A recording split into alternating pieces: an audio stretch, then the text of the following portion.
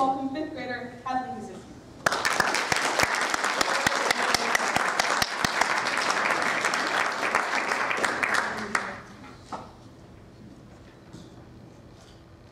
Each year, a lady comes to our school to take pictures of every student to show at graduation.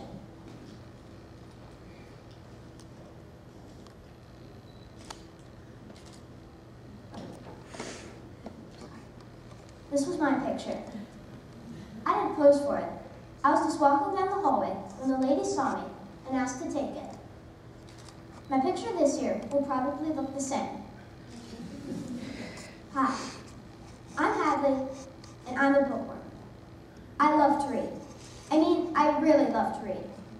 My backpack is huge each day at school, and that's because I even carry backup books with me in case I finish a book early.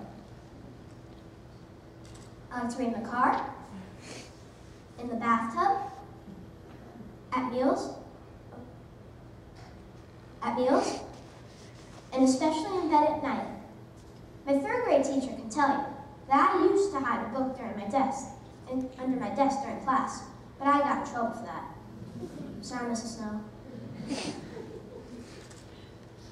I know there are other kids who love to read too, but what worries me is that there seem to be fewer and fewer of us. A few years ago, a study published by the National Endowment for the Arts showed that, that only 30% of 13-year-olds read almost every day.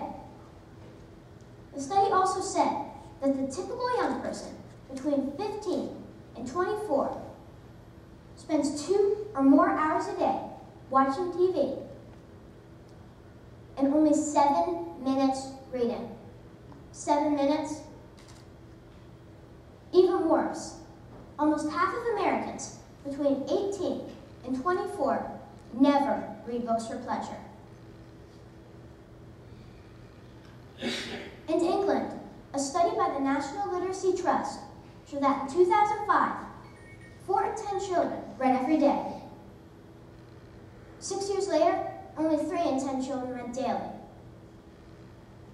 And what's really strange is that 17% of children said that they would be embarrassed if their friends saw them reading a book.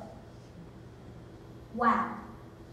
What these numbers show is that fewer and fewer young people are spending time with books.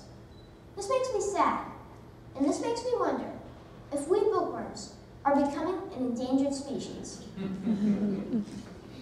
I can't imagine not reading every day. Reading has taken me to so many places that I couldn't visit in my real life. With books, I've been to the desert, to outer space, and even to a school for wizards located on a faraway mountain. When I read Codename Verity, I felt like I was going on secret spy missions against the Nazis with Maddie and Queenie. With the I Survive series, I got to live through the Japanese tsunami,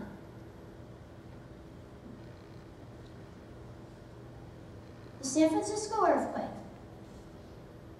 the bombing of Pearl Harbor, and the sinking of the Titanic.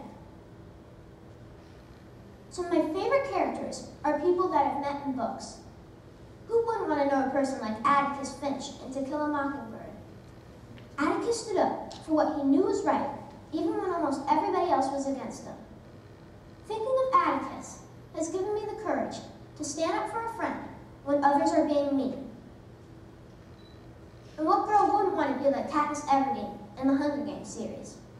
She's awesome. Katniss proves that a 16-year-old girl can be as brave and as good as a fighter as any boy. Some of my favorite characters in books aren't even human.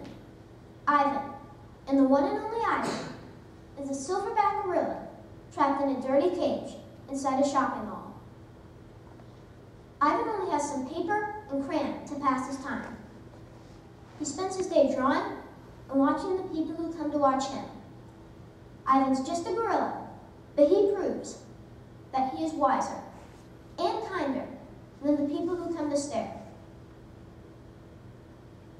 Books have made me feel all kinds of emotions. When I was littler, I laughed at all the crazy things that Mrs. Pigglewiggle would do to make bad children behave. Growing Ashes on the Girl Who Wouldn't Take a Bath is one of my favorites.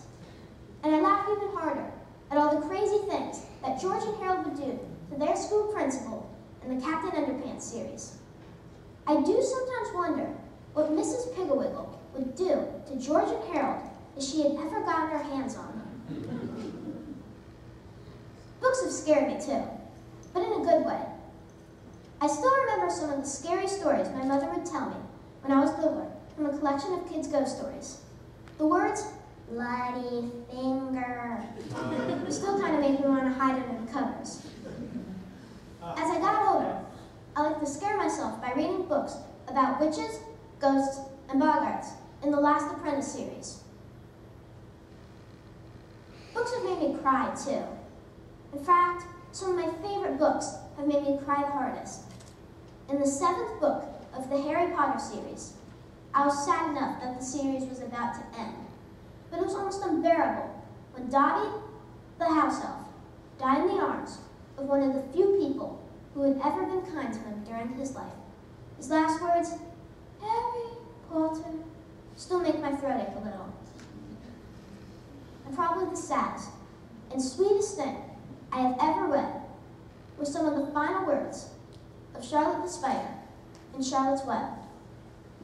As Charlotte is close to dying, she uses her last bit of energy to spin her final web for her friend, Wilbur the Pig. When Wilbur asks Charlotte why she has been so kind to him, Charlotte replies, "You have been my friend." That in itself is a tremendous thing. I wove my webs for you because I liked you. After all, what's a life anyway? We're born, we live a little while, we die. A spider's life can't help being something of a mess, both as trapping and eating flies. By helping you, perhaps I was trying to lift up my life a trifle. Heaven knows, anyone's life can stand a little of that. For me, books are like Charlotte's webs. They lift me up and make my life better than what it would have been without them. Each book is like a little secret waiting to be discovered. And I can't think of a better feeling than not being able to put down a book because you just have to know what's going to happen next. I know with all the technology around us today, there are lots and lots of cool things that might take the place of reading. After all, who doesn't like a game of Angry Birds or Fruit Ninja? But I'm here today to ask you to put down your computers and iPhones, to turn off your televisions for just a little while, to pick up a book, and join us readers in the magical world of words. You might find that you too are a bookworm, a bibliophile, a reader. Thank you.